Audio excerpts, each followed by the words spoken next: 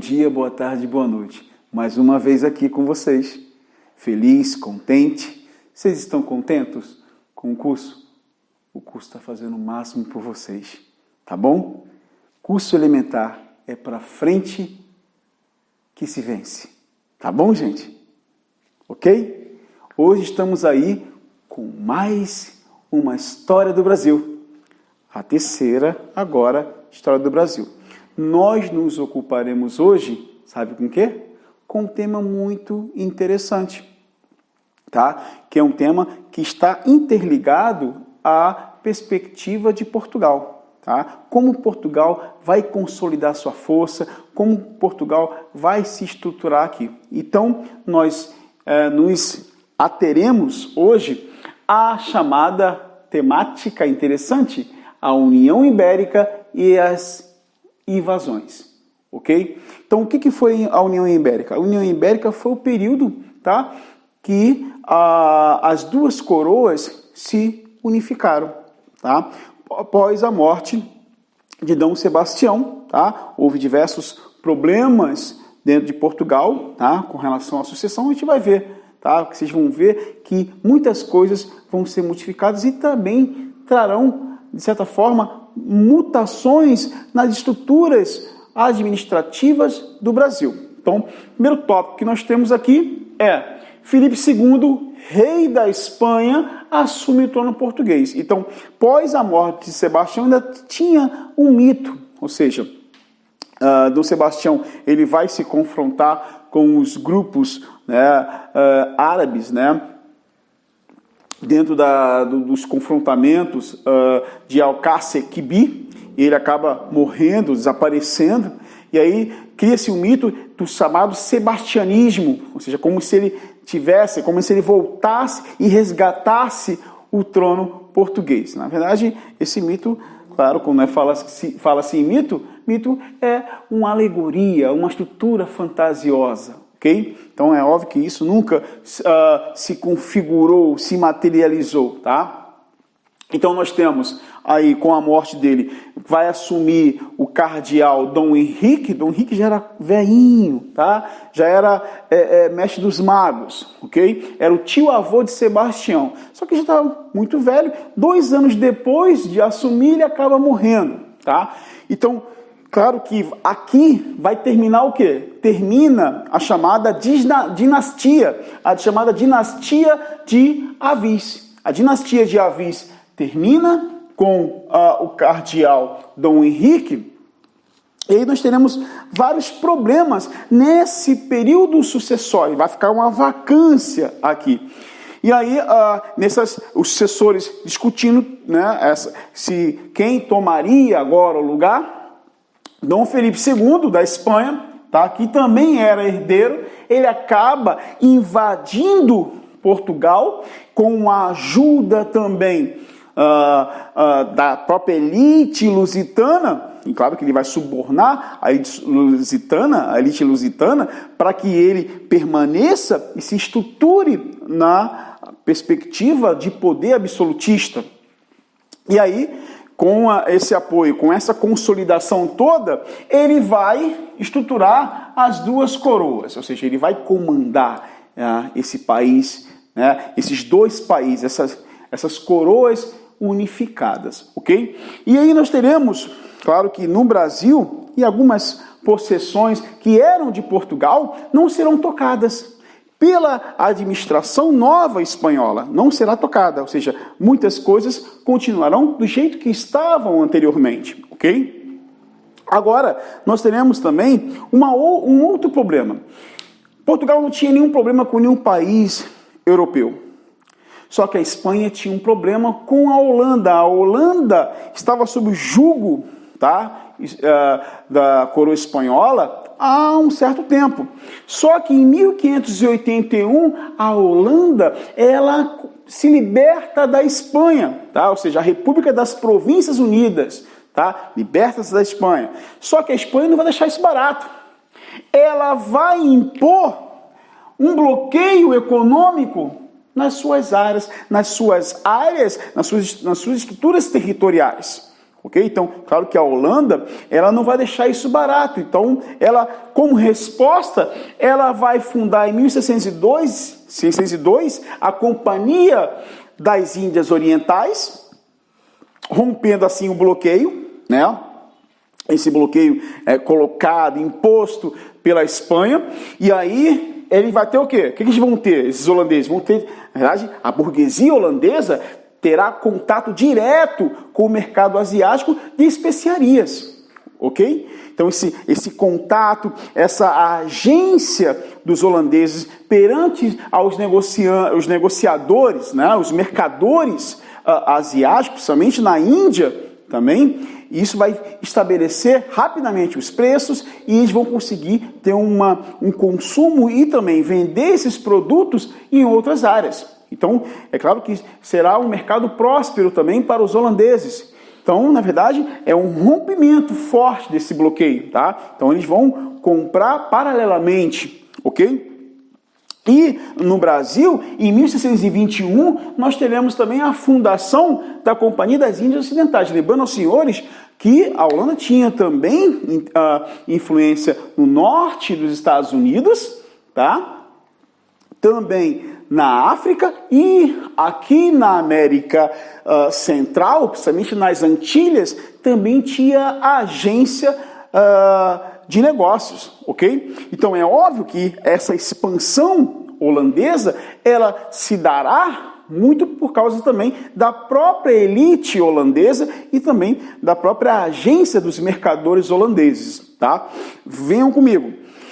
De certa forma, aqui no Brasil, os holandeses também terão uma certa agência, até porque Portugal estava agora unificado, só que esses territórios também do Brasil pertenciam a Portugal, mas também estava sob a jurisdição também espanhola. E o que acontece? Eles vão invadir a Bahia, tá? A Bahia de Todos os Santos, tá? Capital da colônia, em 1624. Só que em 1624, o que vai acontecer? Eles vão se estabelecer, muitos lusos brasileiros vão se unir contra essa invasão, ok? Claro que o próprio rei vai mandar as tropas portuguesas, em conjunto, uma correlação de forças dos cidadãos lusos brasileiros com as tropas lusitanas, eles expulsarão os holandeses. Acabou por aí?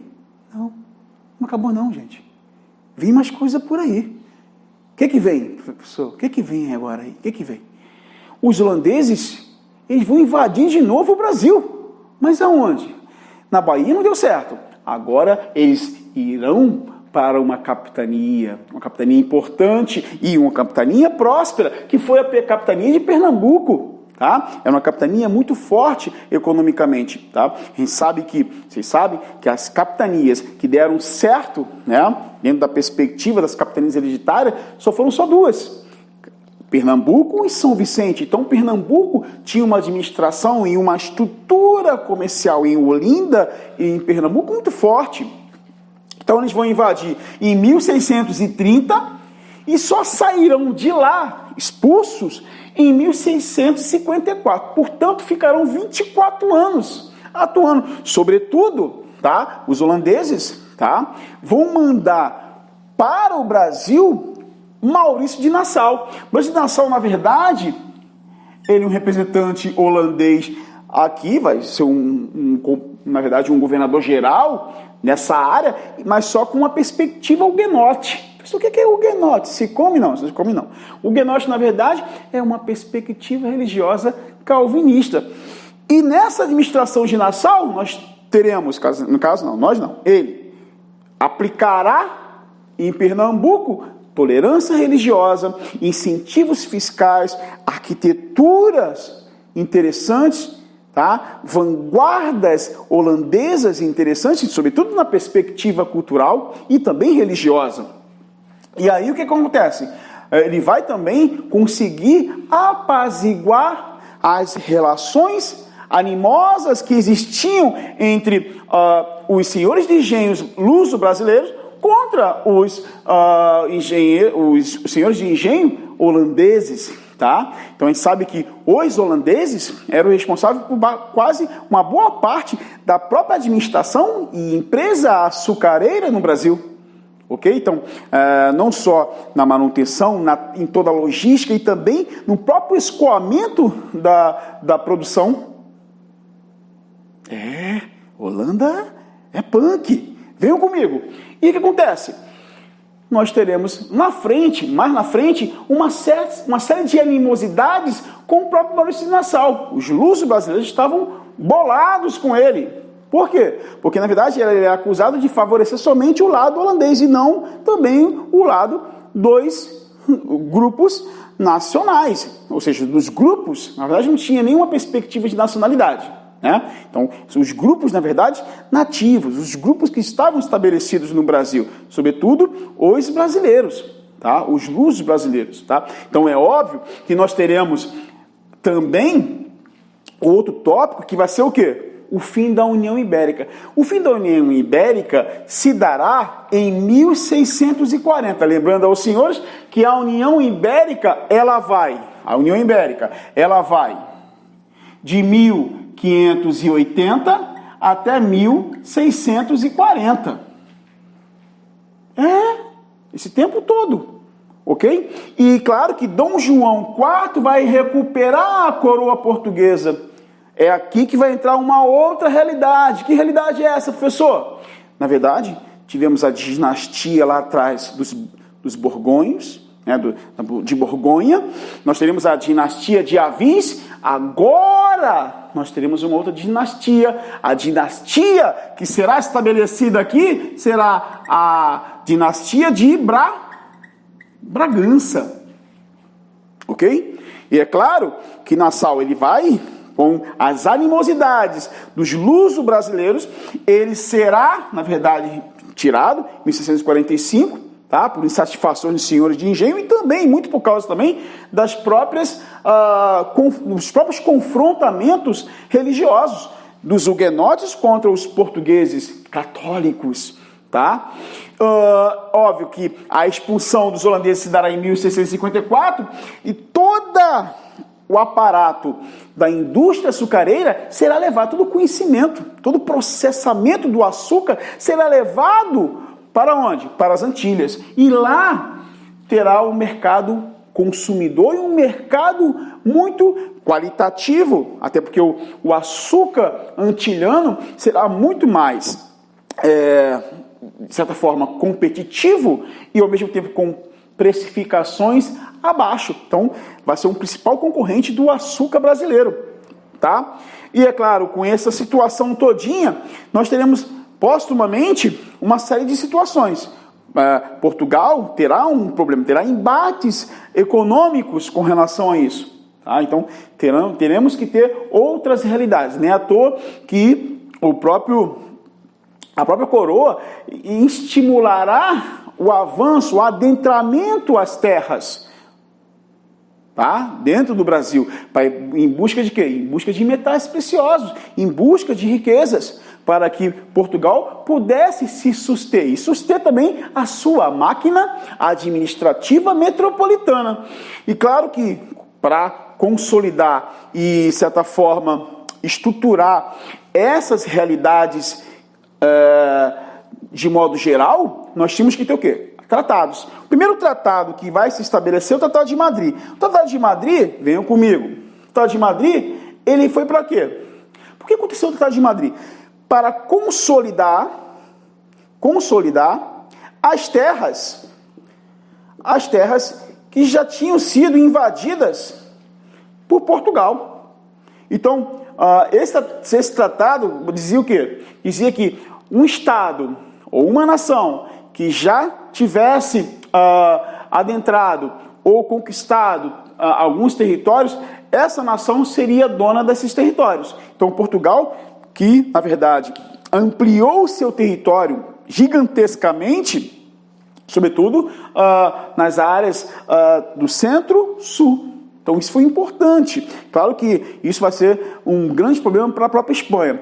Teremos o Tratado do Pardo, em 1761, que vai ser o que esse Tratado do Pardo aqui? Na verdade, esse tratado, ele vai, de certa forma, devolver algumas terras, né, para a Espanha, e depois, o Tratado de Badajoz também são o quê? Redefinições. Tudo redefinições territoriais. É claro que vai voltar, principalmente em 1801, o Badajoz vai voltar para a mão dos portugueses, né, os povos das missões, tá? Os povos das missões, que era uma área jesuítica, né, os chamados aldeamentos, que eram importantes também para a configuração e propagação também do próprio catolicismo e, sobretudo, também utilizar os grupos indígenas para adentrar ainda mais as terras. Tá? Então é óbvio que todas essas relações, tá? Somente quando a gente fala dos confrontamentos, como a Guerra dos Guararapes, porque foi utilizado também grupos indígenas, tá? Nesses confrontamentos, tanto auxiliando os holandeses, tanto também como auxiliando os portugueses. Então, os europeus utilizavam dos indígenas para o seu bel prazer, somente para a questão de conquistas e reconquistas territoriais. Ok? E aí? Foi bom? Foi legal? Fazemos isso aqui tudo para vocês, com amor, carinho e afago, tá bom? Agora vamos pegar isso aqui e vamos jogar um Hadouken no crânio de vocês, ok?